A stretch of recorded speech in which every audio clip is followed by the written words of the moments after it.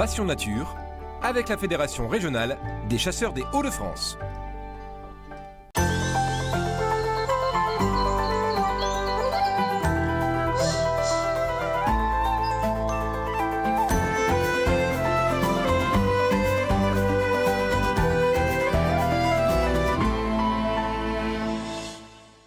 Alors pour ce premier numéro de Passion Nature, je vous accueille au cœur de la forêt d'Alat. On est en pleine chasse là, on suit une battue.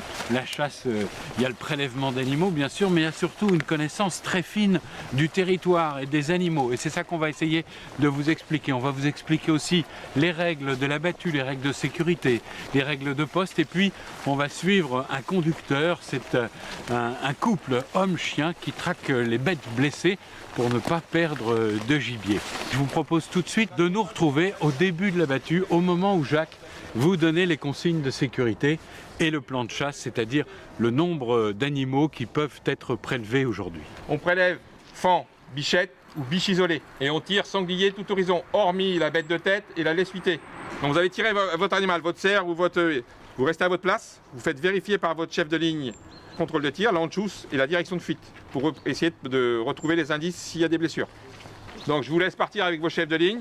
Les verts, Bertrand Ficheux et Vincent Louette. Pour les rouges, Cédric et Aurélien.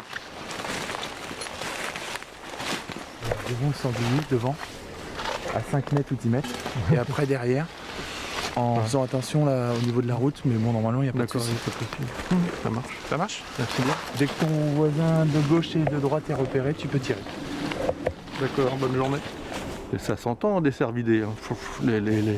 Les pieds dans les feuilles, tout ça, ça s'entend bien. Vous dites ça s'entend les cervidés, ça veut dire que vous... Parce que ça arrive en harde. Et le harde, ça fait du bruit. Une compagnie de sangliers, ça fait du bruit. De toute façon, tout animal dans la forêt, lorsqu'on fait pas de bruit, font du bruit, eux. Les pieds dans les feuilles, nous on fait du bruit, eux font du bruit.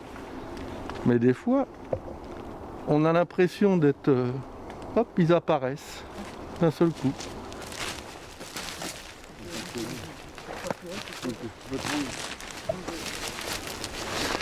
C'est-à-dire que je dois tirer à l'intérieur de mes... pas au-delà des piquets D'accord, que j'ai installés. Votre angle est plutôt en descente. Voilà, en descente. Ouais. Vous le sentez bien quoi. Ouais. Bon. Ça devrait être une belle journée. C'est une connaissance de la forêt, on sait à peu près où les animaux passent. Là, juste là dans le Ici, creux. oui. Et là, je me Pourquoi ils vont privilégier Alors le... ça, je sais pas. Mais là, déjà la traque, il pousse vers nous. Donc souvent ça part au bout les cervidés.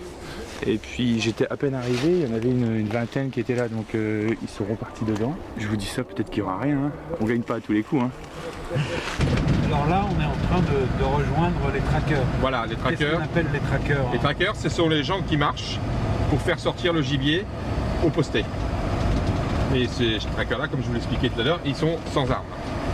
Hein, on a juste une arme pour la sécurité. Et on a quelques chiens quand même. Hop. Donc là, le but pour nous, en gros, c'est, en respectant les lignes de tir qu'on a vu s'installer, c'est de prendre aucun danger et de faire du bruit, quoi. Ouais, de faire du bruit, puis de faire travailler les chiens, afin de faire sortir les animaux, afin de les tirer dans de bonnes conditions. Alors quand on traque comme ça, il y a aussi une lecture du terrain, vous nous guidez vers des endroits particuliers. Mais on va aller où il y a des ronces, bien sûr, et tout à l'heure on va tomber où c'est très clair. Donc les animaux ne sont pas où c'est clair, ils sont où c'est sale. D'accord, Hein, ils se cachent. ils se cachent. Oui.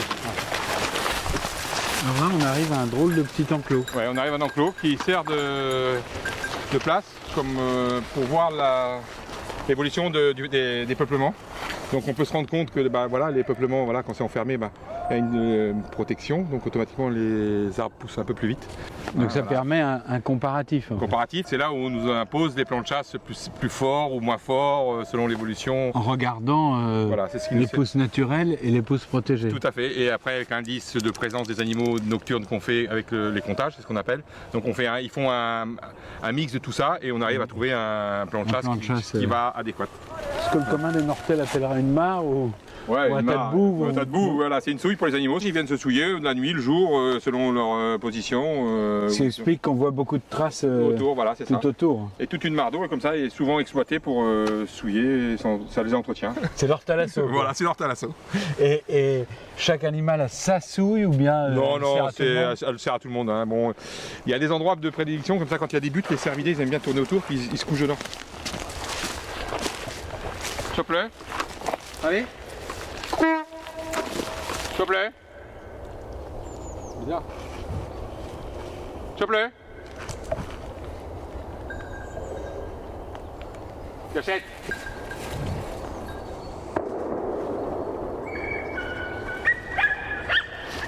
Tiens, là c'est sanglier. Là c'est sanglier. Donc là, c'est dans le buisson. Il est devant, là c'est sûr. C'est la guerre. Allez.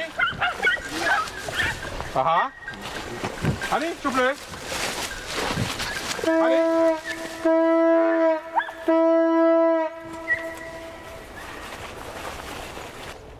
Voilà, vous avez vu les 3-4 coups de gueule qu'on a vu tout à l'heure? C'était ça le sanglier qui s'est déplacé, un peu plus malin, les chiens l'ont retravaillé et là il l'avait bien tenu au ferme. Là.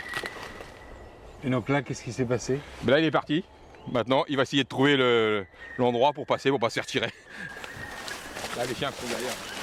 Vous nous dites un mot sur cette forêt, sur cette parcelle, donc on est sous des... Là on est sur une hêtraie en particulier, avec une présence de chênes hein, qui sont là.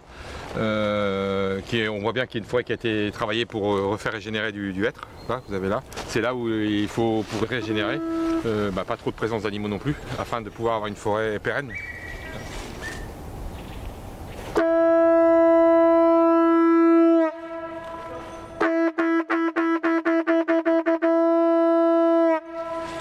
Alors là, c'est le signal à tous que c'est terminé. Ouais, voilà, pour cette battue-là, c'est terminé.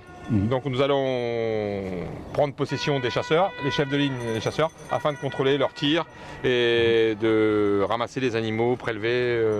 Ben nous, alors on va aller voir les conducteurs, ce qu'on appelle les conducteurs. C'est l'après-chasse, mais c'est aussi très important. Ah, c'est très très important. Le conducteur, c'est quoi? C'est un maître chien qui a son chien qui est dressé uniquement pour la recherche au sang sur un animal blessé ou stressé. C'est un autre mode de chasse, mais qui est complémentaire et on peut pas le dissocier. Si on veut faire la chasse propre demain, c'est celle-là qu'il faut faire. Je sais pas si vous entendez, mais c'est un peu passé en mode aspiration. Hein. On est un homme et un chien associés pour agir dans le but de retrouver un animal qui est supposé blessé ou qui est blessé. Je dis supposé parce que parfois on est là pour lever le doute que peut avoir un tireur lorsqu'il a fait un tir sur l'animal et il a remarqué une réaction. Donc la réaction peut laisser entendre que l'animal est touché.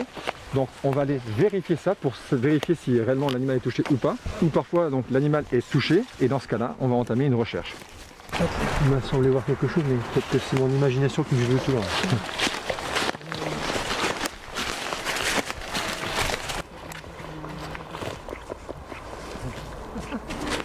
Et les animaux sont ici d'ailleurs.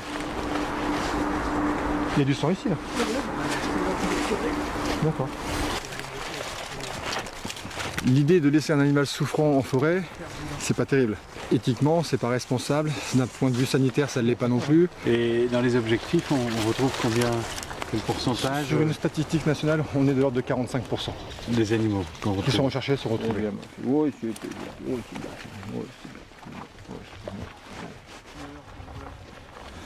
Le tireur a un doute, donc on va vérifier avec le chien qui va essayer de retrouver la piste de l'animal s'il est blessé. Pour l'instant, on est un peu dans le vague. Donc on descend, on attend ses indications On sur l'axe de descend, tir. il va nous indiquer l'axe de tir l'anchouse. Le chien va travailler autour de l'anchouse. Et suivant l'odeur qu'il va trouver, suivant les molécules, je dirais, d'un animal blessé qui stresse, le chien a l'habitude de remonter un peu la piste. Allez, l'enquête commence alors. Alors on y va et On y l'enquête va. commence, tout à fait.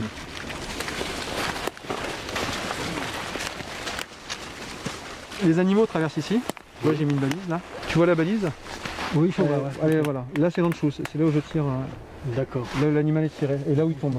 Je vais tirer comme ça. Voilà. Il y a combien d'animaux? Une vingtaine. Une vingtaine d'animaux qui traversent. Et une fois que tout le monde est passé, il se relève difficilement en traînant. Ça c'était bien. Votre chien, il lit la piste? Oui. Et vous, vous êtes en train de lire le chien? Oui. Écoutez, qu'est-ce que vous regardez alors? Je regarde son allure, sa manière de travailler. En fait, c'est une osmose entre l'animal et moi, en fait. Oui. Et suivant sa manière d'agir, je vois que là, elle est sur la piste. Quand elle tire comme ça, que la queue remue. Donc son allure, c'est ça. Là, dès le début de la recherche, moi j'ai de l'adrénaline, tout de suite ça monte en flèche. Et le plaisir, c'est de lire son animal, c'est de voir l'animal. En fait, moi je fais rien, c'est lui qui fait tout.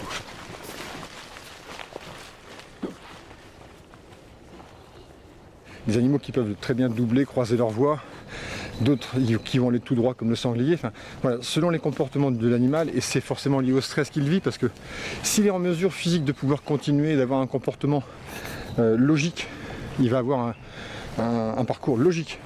Par contre, s'il est choqué au point de plus trop savoir où il va chercher à se cacher, se remiser, et là, tout change. Ça, le chien doit le comprendre, doit le travailler, et le conducteur aussi.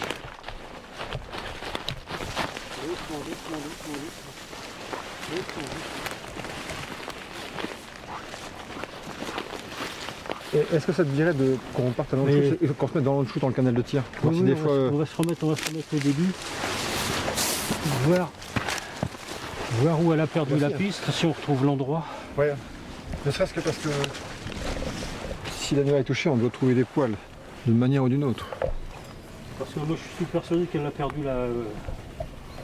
en haut là.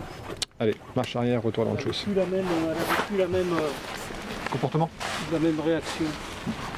On aurait trouvé, comme je le disais tout à l'heure, on aurait trouvé un indice quelconque, on n'aurait pas abouti, j'aurais été déçu. Là, on n'a rien trouvé.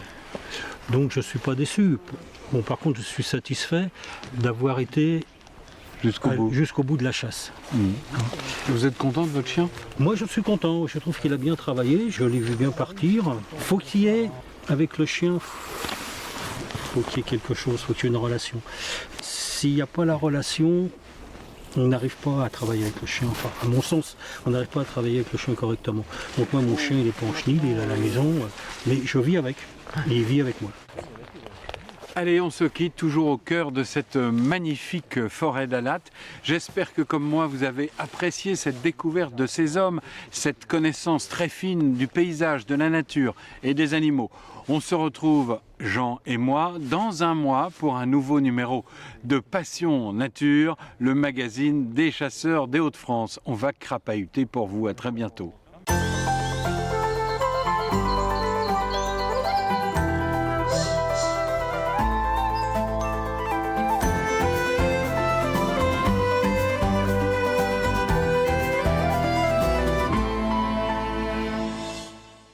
Passion Nature, avec la Fédération régionale des chasseurs des Hauts-de-France.